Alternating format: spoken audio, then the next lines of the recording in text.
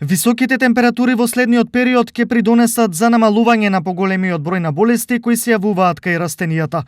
Исклучок во летниот период е пепелницата, која и понатаму е голема опасност. Пепелницата обстојува на така ниски вредности на воздушната влажност. Во литературата бележи дека дури инфекција од пепелница може да забележат и на воздушна влажност од дури 25, само 25%.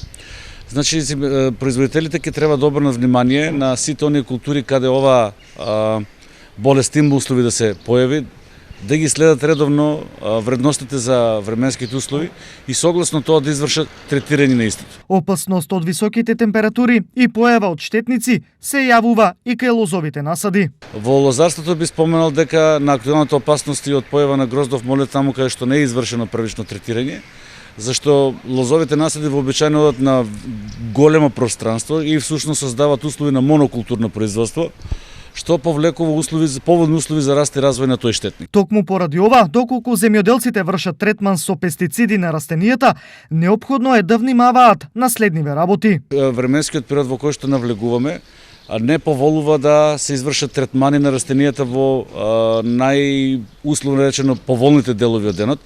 Заради што апелирам до земјоделските производители третманот на пестицидите да го вршат во раните утрески часови или во касните попладнени часови.